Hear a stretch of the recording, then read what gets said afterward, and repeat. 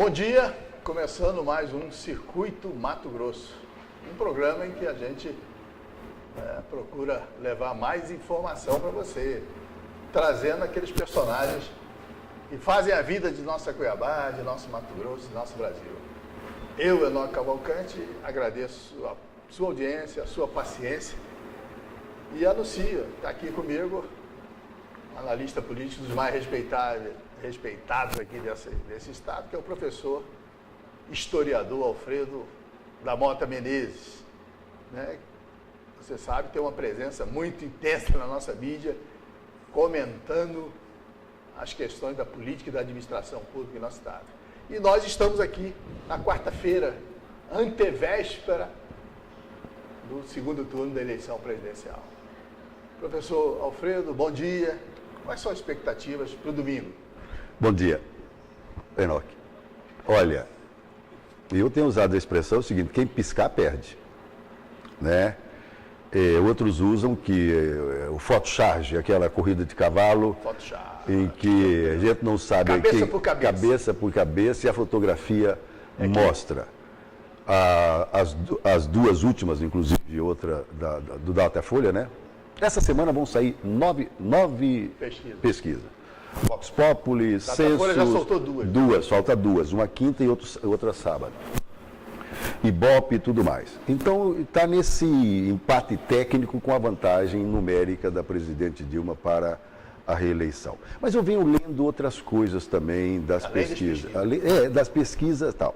Por exemplo, o Aécio, a rejeição dele, o trabalho do marketing funcionou, a rejeição dele empatou com a rejeição, vamos colocar empatou, com a rejeição da presidente Dilma, que era alta, era 41%, 42%.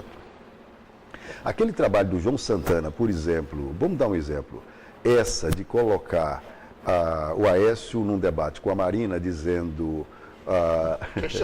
questionando e dizendo que a senhora é leviana, etc., associando com aquilo da presidente Dilma naquele debate. Mostrando que a opinião mudou de repente. Exato. Você é uma grande parceira. Não. É mais ainda. O João Santana fez uma coisa tão inteligente, o seguinte, que o Aécio é agressivo com as mulheres. O que a pesquisa mostrou? Fiz tudo isso para mostrar a pesquisa. A presidente Dilma cresceu uns 4 pontos entre as mulheres. E ela vai terminar a campanha com a passeata com as mulheres. Você está me entendendo? Ou seja, pegou um lance assim, tal, faz... Porque a Dilma é uma mulher. Exato, então houve uma agressão. Aí quando o cara questiona ela duramente no debate, está parecendo que é agressiva com a mulher. Exatamente. Confirma a tese do baqueteiro. Exatamente. Você está me entendendo? E o que aconteceu? Entrar na justiça, o Tribunal Superior Eleitoral mandou retirar, mas já tinha conseguido o que tinha que conseguir. Então são detalhes interessantes. Por exemplo, eu recebi que do jornal Estado de Minas, né, o principal do Estado, que o Aécio estaria 12 pontos percentuais em Minas à frente da presidente. Primeiro, é um instituto mineiro chamado Veritá. Nada contra o Veritá nem nada, mas eu não vou aceitar, não vou acreditar. É verdade. Não vou acreditar que o Aécio tem 12 pontos na frente da presidente Dilma lá. Pode ganhar. É como o Census, né? Exato, atrás da exato, Isto É. exato. 17 pontos. Tá, agora baixou para 12, 13. Pode ganhar. Então, vamos para os detalhes, né? Então, ele pode ganhar lá. Vai ganhar em São Paulo. Mas a Dilma, a campanha fez uma coisa inteligente. O que ela fez? Bom, aqui não está dando. Ela levou os governadores eleitos e os governadores fortes do Nordeste para conversar com os nordestinos na capital. Você está me entendendo? Da capital, para diminuir essa força do PSDB lá. No Rio Grande do Sul, que ela estava perdendo por mais, encostou. Ela tem 49 e o Aécio 51. No Paraná, ela perde um pouco mais de diferença. Eu acredito, estou deixando gravado para a história, se houver certo ou não, e que a campanha vai ser forte no Rio de Janeiro. Tudo isso que eu estava dizendo do Sul e Sudeste, o Aécio com uma pequena vantagem, o Nordeste tira. Pró-Dilma, sem dúvida nenhuma.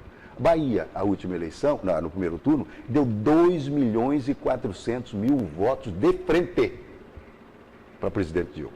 Se o Ceará der 1,5 milhão, são 4. Tira São Paulo. Então, a decisão, eu acredito, que vai para o Rio de Janeiro. Por isso que está lá Dilma mais frequente, está o Aécio mais frequente, o ex-presidente Lula vai lá mais frequente. Parece que vai ter coisa na Cinelândia e tudo mais, porque o Rio pode ser o definidor. Tem uma notícia boa para o Aécio? Tem.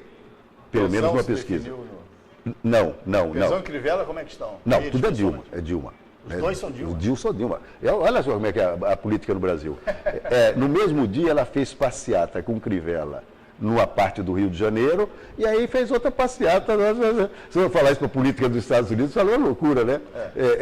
Aqui em Mato Grosso é Rio. Isso. Não. Então, lá no Rio tem um detalhe que os tucanos estão achando interessante, que é o seguinte. O PT já chegou a colocar em eleição, lá não sei se foi Lula ou Dilma, 66% no segundo turno. Acho que foi o Lula, né? Não me lembro. Agora, nas pesquisas, mostra Dilma 51, Aécio 49.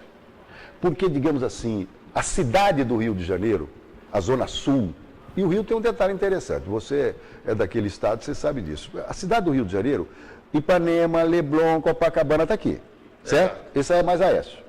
E ela tem influência no morro, que o morro está aqui perto. E está cercando o Leblon. Exatamente. Por isso que a campanha da presidente Dilma foi para o interior do Rio. Nova Iguaçu, etc e tal. Campos. Pode olhar, está na imprensa. Eu estou falando igual papagaio, estou repetindo o que a imprensa está publicando. Porque sabe que ali é o foco dessa decisão. Em síntese, não está definido. Mas deixa eu colocar, me permita mais um. Eu, no meu canto, seja de escrever ou de falar, eu dizia e achavam que eu estava pedindo voto e tal, aquela coisa toda. No primeiro turno, eu disse em determinado veículo de comunicação que participa, olha, voto na Marina, voto no Aécio, a presidente Dilma já está no segundo turno, voto na Genro, vota no PV, etc. Você defende o Instituto de segundo turno? Segundo turno. Só tínhamos 8 candidatos a presidente, 8, de 33 partidos. Então, perdão, com 2, estamos conversando, olho no olho, o Brasil inteiro está participando de maneira magnífica e quem ganhar, ganhou. No outro dia, estamos todo mundo batendo a palma para quem ganhou. A Dilma, ótimo, toca o bar, ganhou a essa, vamos embora. O segundo turno é uma coisa boa, porque se você colocar, Enoque, vamos supor, a gente fala Estados Unidos, porque fica mais fácil, sai na imprensa toda hora. É uma referência. É uma referência toda hora. Você tem 2 partidos. Você tem mais. Você tem 2 partidos definitivos. Então não precisa de segundo turno. Um apresenta o seu ponto de vista e outro apresenta o seu ponto de vista. Na Inglaterra, você tem o trabalhista e o conservador. Um apresenta o seu ponto de vista e outro apresenta outro ponto de vista. Partidos cresceram muito lá. Exato. Então aqui nós temos 8 candidatos a presidente. Como é que você vai saber qual que é a proposta de cada um? O segundo turno define isso. Eu acho que o Instituto do segundo turno é para que no primeiro turno os partidos, as ideologias, né? E eu acho que o candidato Eduardo Jorge e a candidata Luciana Genro trabalharam bastante isso. Por exemplo, o Eduardo Jorge com aquela sua pregação em favor do aborto, da liberação das drogas, aí, ele queria que essa discussão se firmasse. Corajosamente ele foi lá, fez disso um mote, tanto seja no jornal, na mídia e nos horários eleitorais, ele levantou e dizia, para que essas ideias, para que ele possa, essas ideias possam se corporificar e se impor no debate político nacional, é importante que eu tenha um voto expressivo no primeiro. E assim era a Luciana Genro, né? Para que essa ideologia mais à esquerda tenha um espaço cada vez mais consolidado, é importante que se eleja e que se fale, né, que se tenha a coragem de votar naqueles candidatos que falam mais ao seu coração no primeiro turno. É uma pena que ainda existam as legendas de aluguel, né? Essas junções que se fazem só em cima do interesse do horário eleitoral. Já se falou lá atrás, né, nas cláusulas de barreira, mas parece que as cláusulas de barreira não valeram nada. Quando é que a gente se livrará dessas legendas de aluguel, professor? Qual a sua avaliação? Olha, esse assunto é interessante. Inclusive, me permite dizer, meu próximo artigo do jornal que eu escrevo. Da tal reforma política. Mas só pegando aí, quando você falou, por exemplo, do PV, do Eduardo Jorge, etc., que eu concordo 100%, ele dá seu ponto de vista, aquela coisa toda e tal, e tal. Mas veja só como é que é a política brasileira. Quando ele foi apoiar este ou aquele candidato, né, a Luciana Genro, eu acho que, olha, eu estou te apoiando e vou te apoiar se você incorporar mesmo a minha proposta. Fez exigências. Tem que fazer. Não incorpora, só pega. Você está me entendendo? Você só massa de manobra. Outra vez, vai lá um partido na Alemanha, sei lá, a gente fica citando a Europa e os Estados Unidos, tal, não sei o quê, olha, eu vou te apoiar, mas eu tenho essa bandeira aqui contra as armas nucleares, você vai defender? Vou defender publicamente nossos deputados e tudo mais. Então incorpora. Mas, olha, a Marina bateu duro na questão da acabar com a reeleição e defender a sustentabilidade. Sustentabilidade. Mas isso era fácil, né?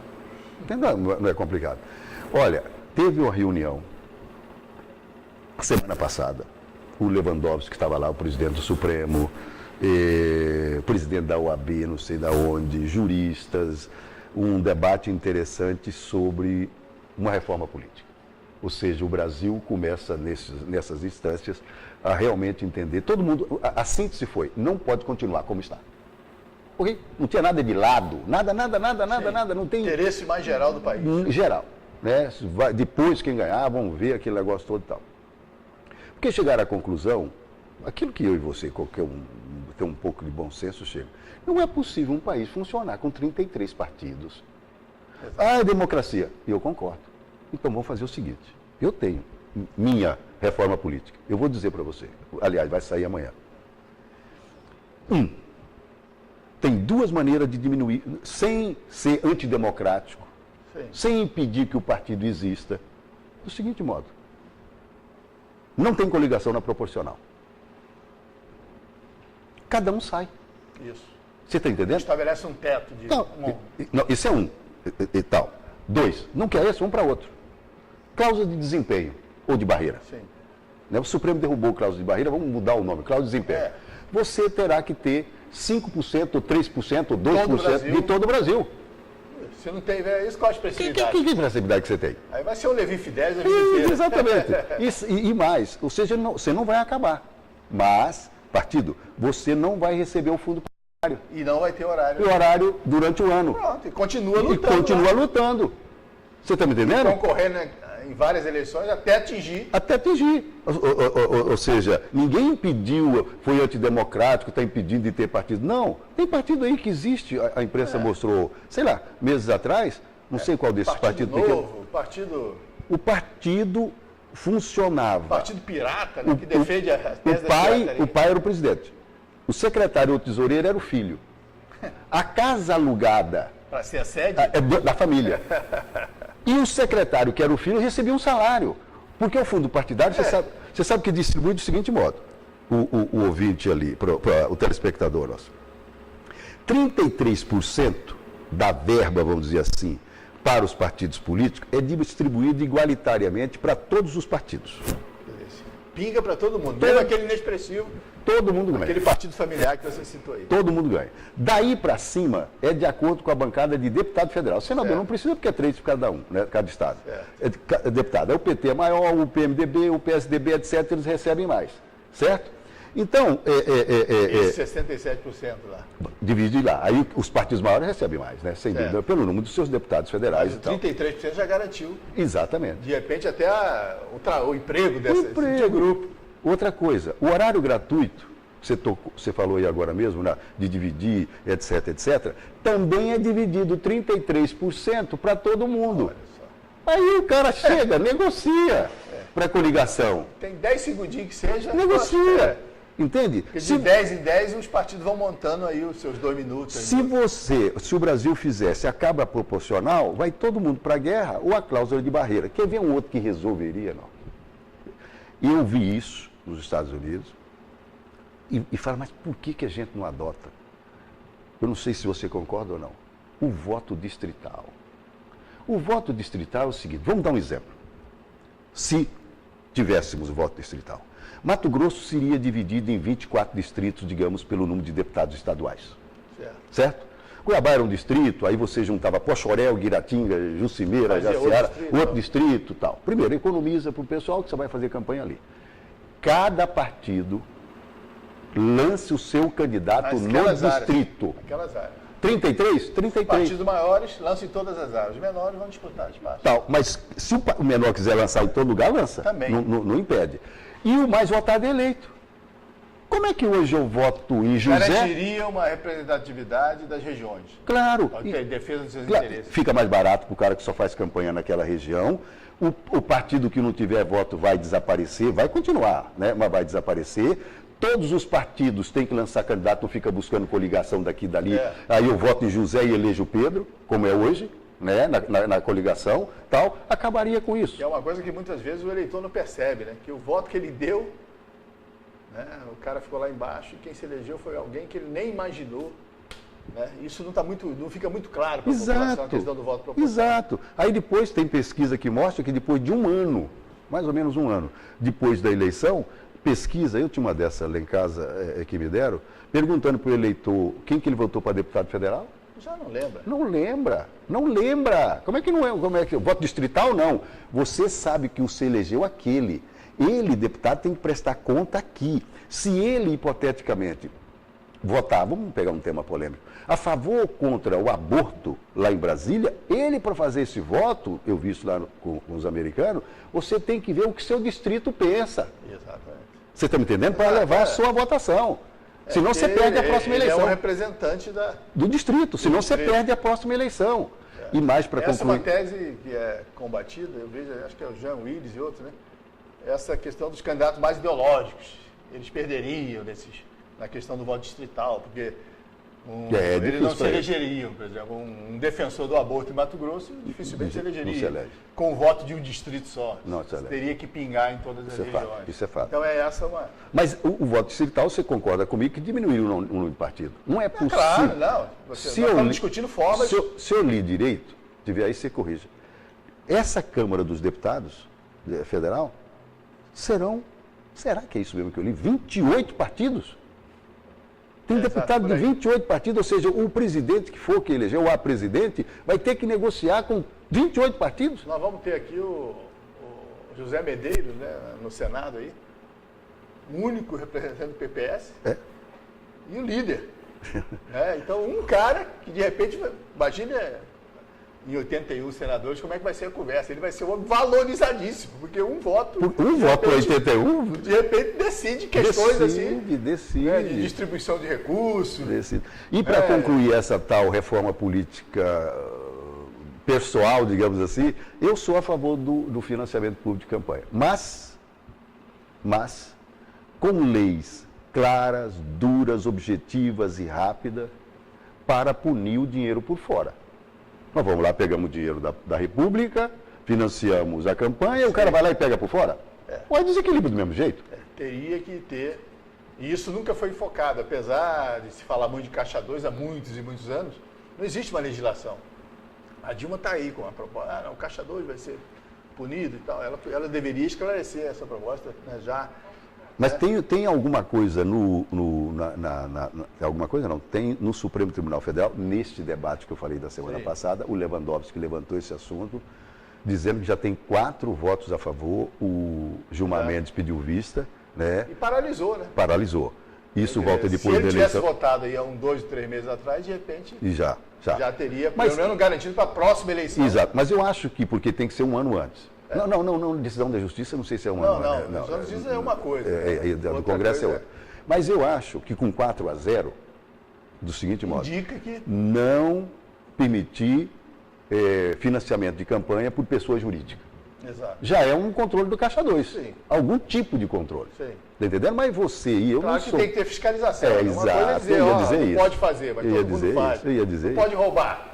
Todo mundo rouba. Eu ia dizer isso, porque não sejamos inocentes, né? No Brasil, olha, se um país tem o Caixa 2, uma forma, não estou falando de campanha não, a empresa, o nosso telespectador sabe, empresa. Faz parte. Ela tem, da história do Brasil, tem o Caixa 1, que é aquele que paga imposto, que paga isso, ela tem o Caixa 2. O Caixa 2 existe, mas não existe. Então, quer dizer o seguinte, quando ele vai tirar dinheiro para financiar uma campanha, ele tira do Caixa 2. Em tese não existe. Como é que vai pegar?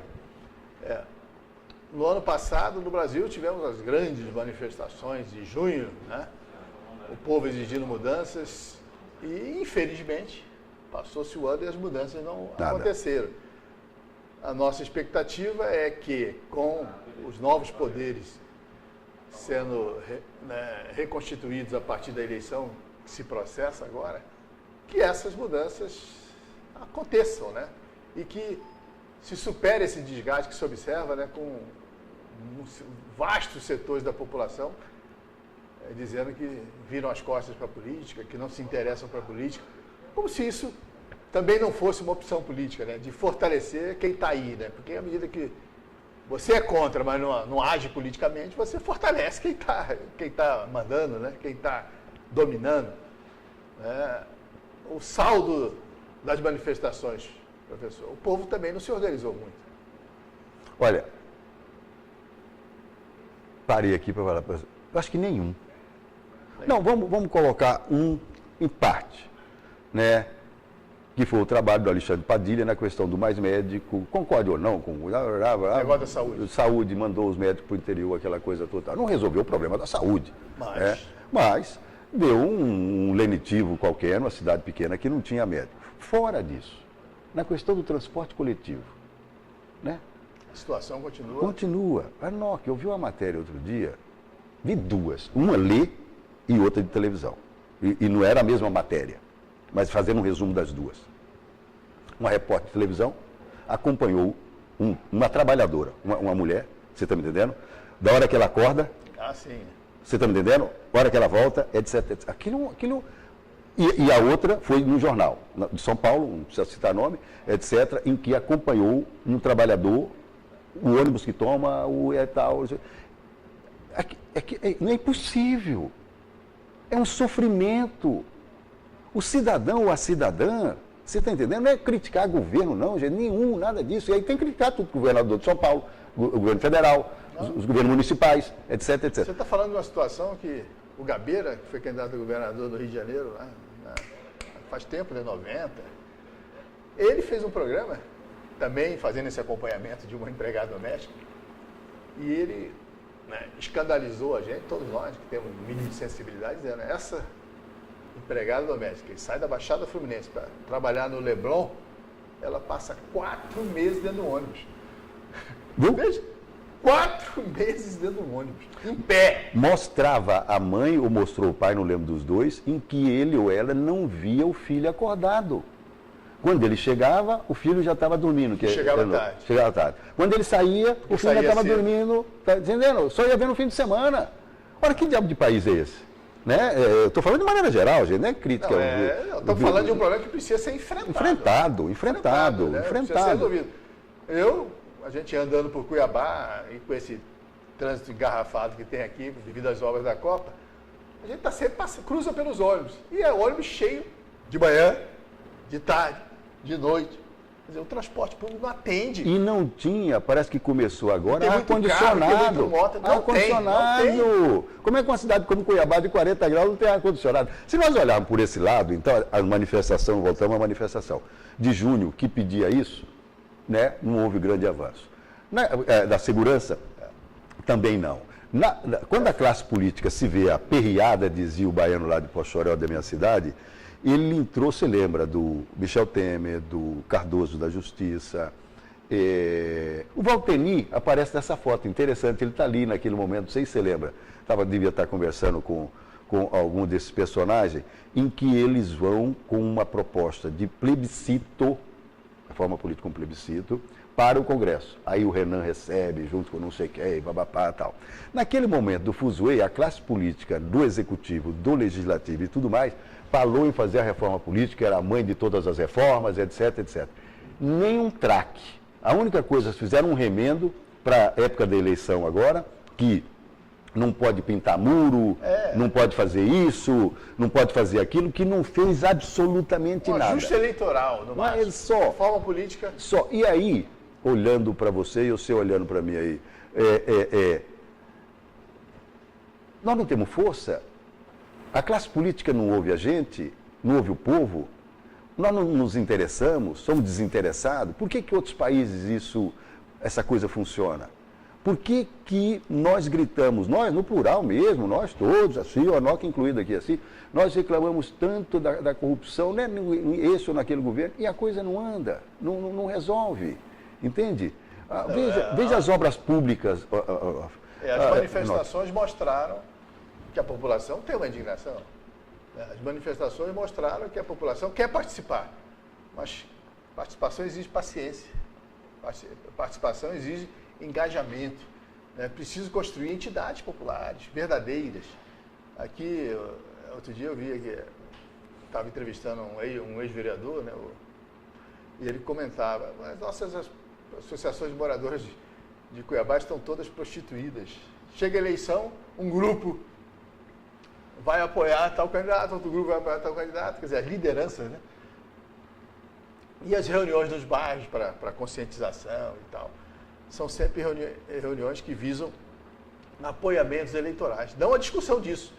Quais os itens da reforma política que nós vamos defender em Cuiabá? Ninguém sabe, ninguém fala. O senhor colocou a questão, né, do voto distrital. E outras. Financiamento questões. público de campanha. É, se jogar. candidato avulso. Isso. Candidato avulso que possa sair sem qualquer partido. Isso. É um avanço? E a não ser obrigado, né, o cidadão a votar. Isso também é possível? Quer dizer, isso só vai mudar, pelo que a gente percebe, à medida que a pressão da população se estabelecer. E, falando em pressão, nós estamos terminando uma administração aqui em Cuiabá, falamos aí das obras da Copa. Você acha que o saldo é positivo e que elas serão concluídas rapidamente, professor? Não, rapidamente a gente não sabe o período, o tempo, mas que vai terminar, vai terminar. Agora, outra vez, nós, povo. Tem gente que tem medo que o Pedro Táxi faça aquele negócio de entrar como xerife, né? Vamos fazer auditoria e paralisa a coisa e tal. O pessoal está temendo isso. Mas vamos voltar a nós, povo, na questão de obras da Copa. Eu, no meu canto lá de comentário, digo assim, que elas foram pedagógicas, instrutivas, porque eu, você, a população, nós estamos assistindo as obras, né? Imagine uma obra no norte de Mato Grosso, no sul do Pará, no meio da Amazônia.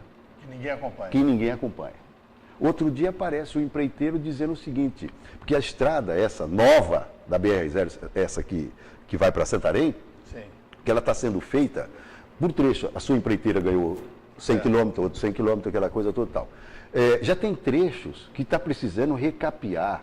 Aí o empreiteiro me disse o seguinte, não, porque lá chove muito, mas filho da mãe, me permita essa expressão.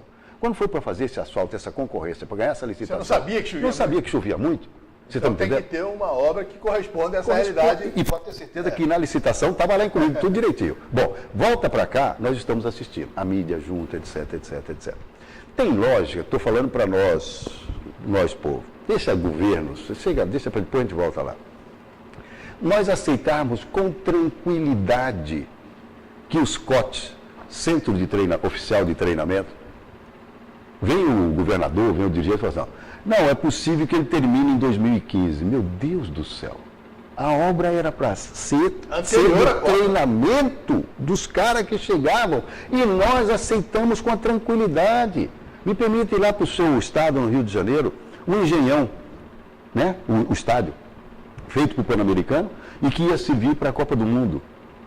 O Engenhão estava com o Botafogo, né, tal. Exato. O Engenhão teve um problema de estrutural, tem lá mais de 2 anos arrumando. Quem vai pagar é a população, você está entendendo? Do erro e ninguém é punido.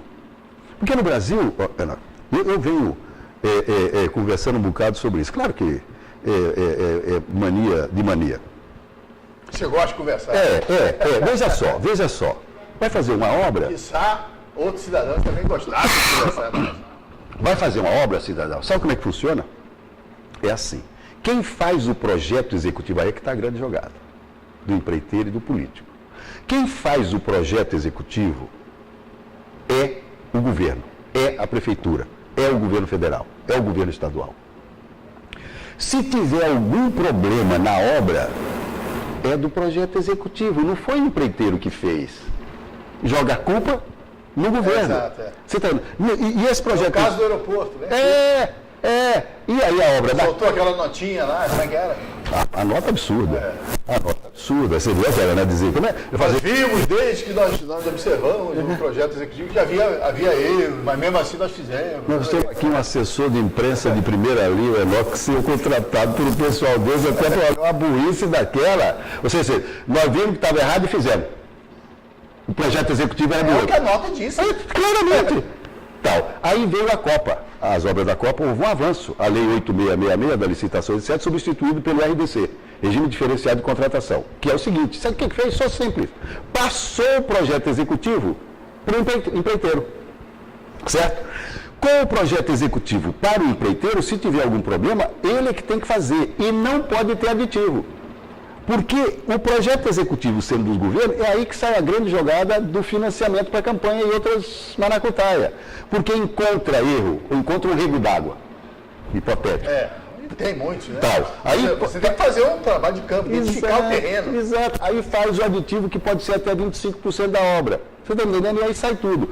Você passando para o empreiteiro, se encontrar o rego d'água, não tem aditivo, porque ele não fez o estudo adequado. Entende? Mas sabe o que vai acontecer? Voltando para a obra da Copa. Eu tenho um amigo que diz isso e eu concordo com ele. O VLT é da matriz de responsabilidade, colocaram tal, não pode ter aditivo. É 1.477 bilhões do empréstimo da Caixa, já se gastou, né? Foram gastos 900 milhões, sobra esse restante, menos de 600, para fazer toda a obra, incluindo a que vem da Fernando Corrêa até na Prainha. Não vai dar.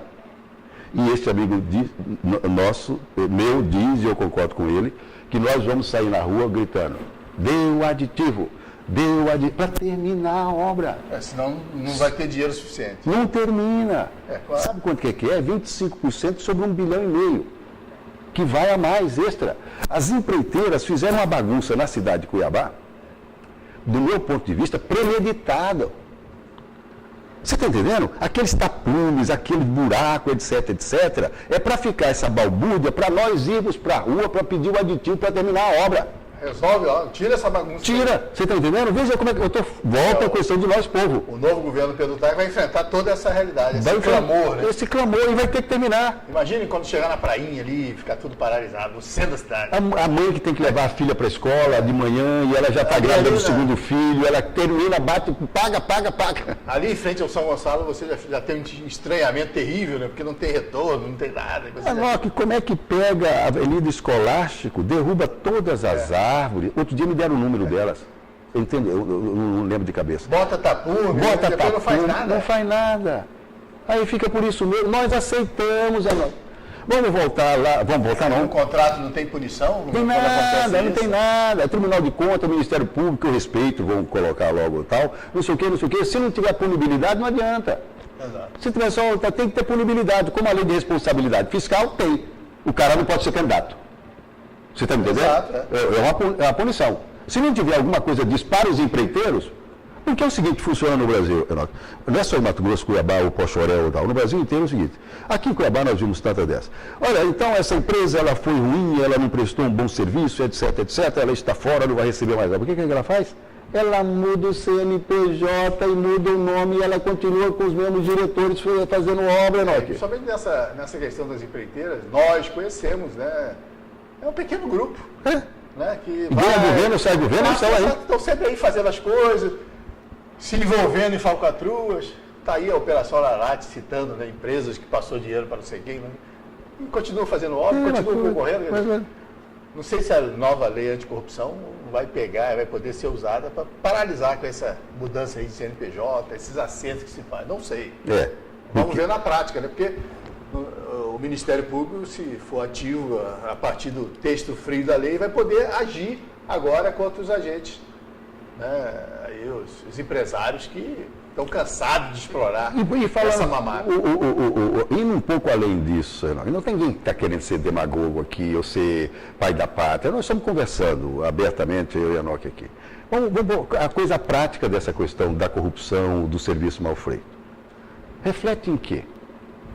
O dinheiro que era para fazer uma escola de R$1 milhão, sai 10% para cá, sai não sei o que para lá, sai não sei o que.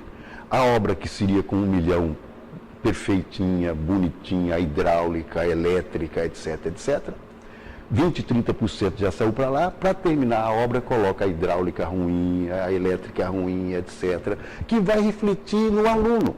Hugo Chávez é criticado, eu critico o Hugo Chávez em bastante coisa, mas ele fez o seguinte com as escolas da Venezuela, chamou os empreiteiros, isso é fato, chamou os empreiteiros. Não falou assim, eu que estou falando assim, mas é mais ou menos isso. Mais ou menos, eu quero verdadeiros palácios, as escolas. Eu te pago, mas me faça isso. Olha a ideia dele. Dá conforto para o aluno. Exatamente. Ele falou, olha que brilhante. Ele tem muita besteira, tal, mas olha que brilhante essa. O aluno sai da periferia, de uma casa simples, ele vai entrar num local bonito, com grama, com flores, a hidráulica funciona, com descarga, ar-condicionado, com computador, etc., alimentação 2, 3 por dia, etc. Ele vai querer isso na vida dele, isso influencia ele na vida dele. Você está me entendendo? Uma referência. É que as nossas escolas... Você vai lá, você sai cabisbaixo. Cabisbaixo, outro dia apareceu uma pesquisa que mostra, eu não lembro de cabeça agora, eu lembro que eu fiz um artigo sobre isso, mas é um número exagerado das escolas que não tem saneamento, não tem esgoto. Esgoto. Aqui nós tivemos as manifestações de rua aí dos alunos do médico que não tem ar-condicionado nesse calorão. Olha, você bota aí 30, 40 alunos dentro de uma sala com teto baixo, e aí? Pega, vamos, aí continua naquela a política tira um pouco, deteriora, entrega material de segunda, aquela coisa toda. Cadeias públicas. Rapaz, é boa fala de mesa de bar, né? Em Rondonópolis, o que foi, um ano atrás, 6 meses, sei lá, a água na cadeia de lá, a água, não sei de que maneira, não me pergunta que eu não sei, junto com o esgoto, um cruzou com o outro e os presos tomavam aquela água, deu uma desinteria geral, lembra? E que gerou um caso hilário. A segurança dizia que não podia levar 100, 200 pessoas com desinteria para o pronto-socorro ou para o hospital, porque eles fugiriam. Eles teriam que ser tratados dentro da cadeia, porque juntou, me permita a expressão, a água com a merda, você está me entendendo? E tomava aquilo porque a cadeia foi recebida daquela maneira. E nós aceitamos. Os alemães vieram lá em Cabralha, lá na Bahia, né? Lembra que ficou a seleção alemã? Eles fizeram um asfalto. De não sei onde para não sei onde. Eles equiparam, né? Isso. Não havia equipamentos ali, saneamento, água e tal, asfalto. Fizeram com empreiteiras brasileiras. Exato. Mas é o seguinte, eu quero bem feito. Fizeram um asfalto, diz que bonito, igual da Europa, grosso, etc, etc. Por que os nossos governantes, bem no plural, nós não fazemos isso também, como os alemães fizeram? Como você diz também, falta a fiscalização e a pressão popular mais intensa. Tivemos a pressão de junho do ano passado, mas a gente precisa multiplicar isso. Deixa eu dar uma ideia de jornalismo, é o seguinte, nós levantamos determinadas questões e temos que continuar acompanhando para ver. Não é fazer uma matéria hoje e voltar ao assunto 15 dias depois. Se você faz campanhas, o velho Jornal da Tarde lá de São Paulo tinha muito isso, né? Você abraça uma questão, por exemplo, vamos abraçar aqui a questão do ar-condicionado nos ônibus. Isso tem que ser resolvido. Se todo dia você fizer, batendo, mostrando a pessoa ali, sufocada naqueles ônibus cheios e tal, e os donos das empresas. Quem são os donos das empresas de ônibus de Cuiabá? Esse negócio do Cismiúça, né? Temos aí um candidato Botelho aí que está sendo super votado. Como é que foi? Eu vi, se eu posso trazer esse exemplo, canais de televisão em Nova Orleans que fazia isso. Um problema de rua. Um problema do ônibus. Até resolver. Exato. Não paramos de voltar aqui até resolver. Você está entendendo? Voltar e até resolver. Claro, você tem que ter um horário ali, vai tratar de vários assuntos, mas volta lá. E aí? Hoje pegamos o ônibus não resolveu. 90 e vamos lá. Hoje pegamos no CPA, hoje pegamos ou Dona Maria, ou São João, ou motorista. Então essa eu acho que o jornalismo também tem essa responsabilidade. Muitas vezes se alivia, né? Faz os acordos aí e se alivia. Um programa desse... No caso do pronto-socorro, eu fui para uma coletiva com o Pedro Táxi, há 15 dias atrás, antes dele viajar, teve a primeira coletiva. Todo mundo perguntando sobre o secretário e tal, quem vai ser a equipe de transição. Eu fiz uma pergunta, é a seguinte, Pedro, quando é que os pobres dessa cidade vão deixar de ficar deitados no chão do pronto-socorro? Poxa, Passa governo, vem governo. E esse problema continua. Quer dizer, será que se você envolver o Rotary, as associações, as associações de primeiras damas, né? As amigas da Janaína Rivas, sei lá, fazer uma campanha, você não consegue umas barcas para tirar a pessoa do chão? Eu tenho uma ideia. Entendeu? Fazer uma campanha assim, de 15 dias, Eu tenho uma ideia. Você entrar no pronto-socorro e não ter aquelas pessoas humilhadas ali no chão. Eu acho que não é tão difícil. Olha, a Assembleia Legislativa vai receber em 2015 315 milhões de reais. Sem o excesso de arrecadação. Sim, é o orçamento já planejado nesse orçamento. Tal do excesso. O Tribunal de Contas vai receber 261 milhões de reais. Claro, isso tem seu valor democrático. Palácios monumentais que nós temos aqui no CPA. Isso, tá. O Mauro Savi, que é secretário da Assembleia, disse outro dia, sem ninguém forçar a barra, que era possível a Assembleia devolver 20 milhões, 20 milhões por ano. Tal. Aí eu O coloquei. dinheiro está sobrando. Eu coloquei na minha coluna o Se seguinte. você apertar, é mais de 20. Eu ia falar isso, eu coloquei agora. Se no início da discussão já falou 20, Poxa, pode ser 30. Você pode ser 40. Vamos voltar ao hospital. É 315. 316 milhões Certo. o ano que vem. Vamos voltar. Mais a verba extra. 30 em 4 anos são 120 milhões. Ontem entrou em greve, iniciou a greve lá no hospital Júlio Miller, o novo que está sendo feito ali na A greve dos trabalhadores. Aí eu olhei para a placa, porque eles estão em frente à placa da construção, né? O período que vai ser feito, o custo. Se não me equivoco, 116 milhões para fazer um hospital. Parece que para 300 leitos. De primeiro nível. De primeiro nível. Se nós pegarmos os 30 milhões da Assembleia Legislativa por ano, dá 120 milhões, dá para tirar essa marca, Enoque. Quer dizer, eu falo disso, mas até que agora pintou um cenário um pouco melhor na questão da saúde, que é o pronto-socorro Do Mauro, vou falar assim. centro do pronto-socorro do Mauro, ali ao lado do Centro de Eventos Pantanal. Esse hospital Júlio Miller, que está sendo construído na saída para Santo Antônio, e o Pedro Taques falando no hospital também estadual. E de 300 leitos. De 300 leitos. Então são 3. Aí você vai ter um antigo pronto-socorro que ficaria para atender a maternidade e as crianças. Então, é um cenário... Eu já comentei isso nesse sentido, você está certo. Que é bom. Agora, tem que ter cobrança, né? Tem. Porque construção de hospital a gente já teve aqui vários. Ainda tem um paralisado. Mas eu acho o seguinte, Enoque, que a saúde está tão forte na cabeça das pessoas, então tem um valor político tão forte. Você sabe que a Folha, da Datafolha, né? Eu sigo muito a Datafolha, ele fez a pesquisa sobre o que o brasileiro mais pede, etc. Mudanças. Primeiro, saúde. Claro. Saúde. Então, com isso... O nós de classe média tem que pagar a Unimed, senão Exatamente. todo mundo paga. Exatamente. Todo mundo gostaria de se livrar dessa conta. Exatamente. Aí, eu quero chegar nisso. A classe política já percebeu que ganha voto ou perde voto na questão de saúde. Quando eles estão prometendo agora, o Pedro prometendo, o Mauro prometendo, eu acredito que vai sair. Não é questão de que se ele é bonzinho, o cenário cenário. já está. O Mauro já mostrou lá. Isso. Se ele não fizer... No site da prefeitura terá como é que vai ser o hospital. Se ele não fizer, ele perde a eleição. O hospital do Júlio Miller está lá sendo construído. Tem uma greve aí ocasional, mas está sendo construído. Perde a eleição. Então vai mudar a situação aqui. O Pedro necessariamente. Taques prometer, né, isso, fazer um hospital, e se não fizer, periga a reeleição, se ele for para uma reeleição. A gente estamos nos aproximando aí do final da nossa conversa aqui com o professor Alfredo, aqui no nosso Circuito Mato Grosso. E a gente falar um pouco do Pedro. Ele passou aí a equipe de transição, ele foi viajar, deixou aí os novos planos, há uma grande expectativa das mudanças. Esse relacionamento do governo com os políticos, com a Assembleia, será que ele consegue saldos nessa questão, realmente? Porque as primeiras propostas da equipe da transição já estão sendo bombardeadas aí, né? Já tem uma pré-crise antes dele assumir. Que contribuições efetivas o governador trará, né, para que a gente possa acabar com a promiscuidade que existia antes? Olha, Enoque, até pensando aqui e tal. Eu tenho uma visão, fala isso, chover no molhado. Eu olho as coisas rapidamente pelo prisma histórico. Pela minha formação, eu sempre fiz graduação, mestrado, doutorado, pós-doutorado nessa área e tal. Tem que ter memória. Tal.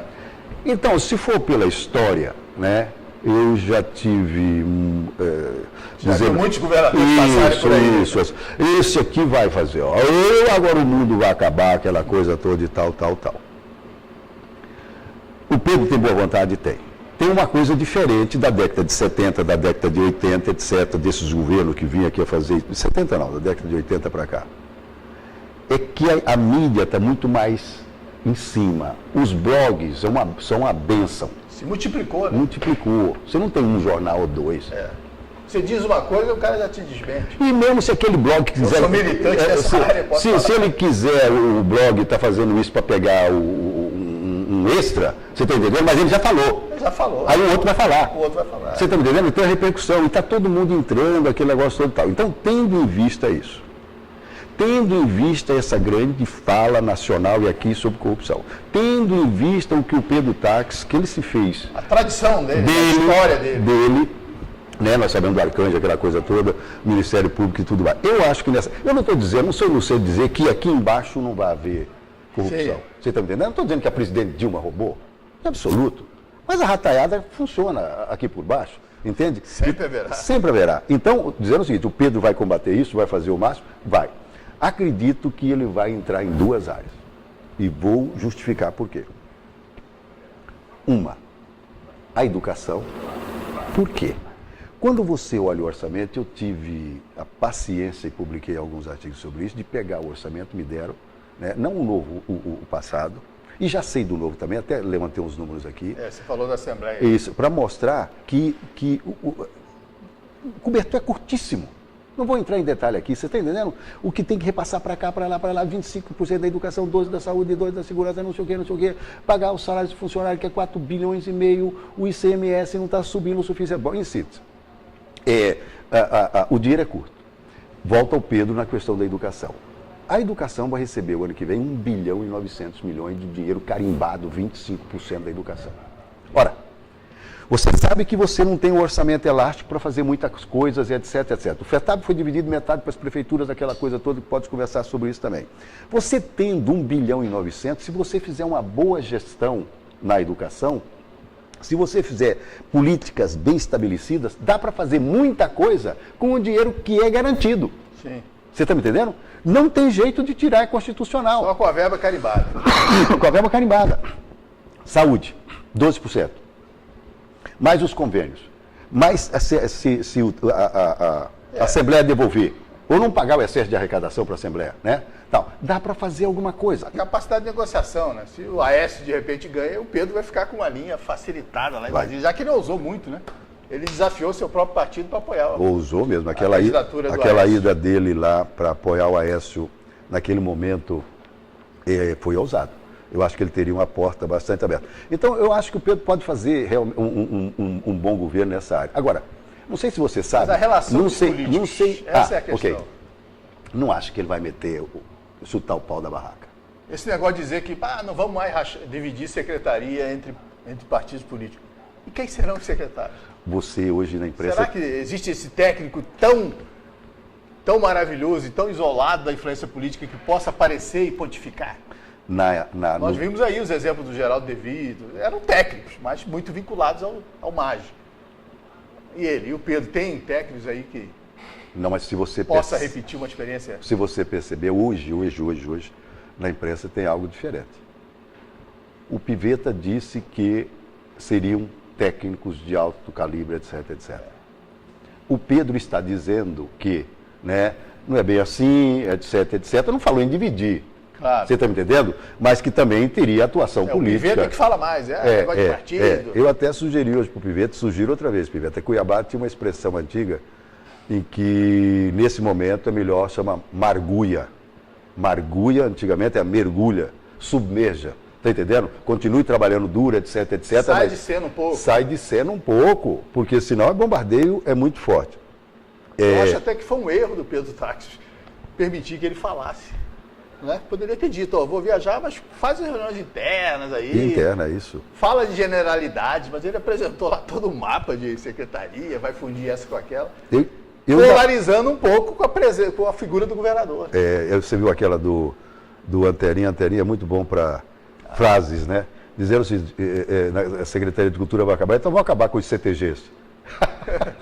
Não, o Eduardo Marrom também fez uma outra bela frase, que é aquele negócio. Não sei se ele está confundindo cultura com monocultura. Bom, essa daí ele é produtor, né? Muito bom, muito bom. Ou seja, já arrumou um rolo. Né? E mais, o Eduardo Marrom disse o seguinte, que o Pedro, o Riva foi lá também, era ele candidato, foi lá o Lúdio, foi lá na academia. Na academia, fazendo compromissos. Exato. Com a cultura, né? Agora ele se mudar. Ele subiu o compromisso de manter? Não lembro. Não sei se é especificamente manter a secretaria. Vamos ver aí um pouco. Tem que ver esse detalhe. Mas eu acho, em síntese, que o Pedro é o seguinte, tem tudo, porque tem aquele negócio de você ter um grupo 12 anos, não estou falando nada não republicano, não é nada disso não. Sacudir um pouco. Sacudir um pouco. Você vai colocar outro pessoal para trabalhar, etc, que pode dar um fôlego novo. Isso é bom, isso é ótimo, eu acho isso muito bom. Os saculejos sempre são bons, né? Nós conversamos aqui com o professor Alfredo Mota Menezes, analista, conhecido de todos nós, amigo nosso, que estará certamente outras vezes aqui conosco, refletindo sobre a realidade do nosso Cuiabá, do nosso Mato Grosso, do nosso Brasil. Estamos na antevéspera da decisão da eleição presidencial. Eu, particularmente, acho que o Brasil privilegiadamente teve bons candidatos na reta final. 3 bons candidatos. Né? E vai ter a decisão aí pelo Aécio ou pela Dilma. Que vença, né, aquele que a maioria dos brasileiros abraçarem, ou aquela, né, você lembrou bem, e que tenhamos, né, uma pacificação. Né? Nada de desenhar-se uma guerra para mais adiante, não. Nós temos que pacificar e seguir no rumo, né, do desenvolvimento cada vez maior e no fortalecimento da presença do Brasil no concerto das nações. Eu, particularmente, que vivi a época da ditadura, fico feliz pelo momento que nós vivemos. Nunca se teve tanta liberdade de debate, tanta liberdade de manifestação como agora, tanta discussão política, e quer dizer, eu acho que todo esse caldo acaba gerando, né, um Brasil melhor. Para suas despedidas, o professor Alfredo da Mota Menezes. Não, e só complementando o que você nesse negócio, se for Dilma ou Aécio, e quem ganhar domingo, né, sabe que tem quase metade do país de um lado e um pouquinho mais da metade do outro, dizendo o seguinte, olha, trabalhe, tem metade te olhando, seja esse, ou seja aquela, ou seja aquele outro, ou seja, trabalhe. O que é que funciona nos outros países, você tem um outro fazer, olha, estou de olho em você, então vai ser produtivo, sem dúvida não. Foi um prazer ter vindo aqui. Até lá, nós continuamos aqui no Circuito Mato Grosso.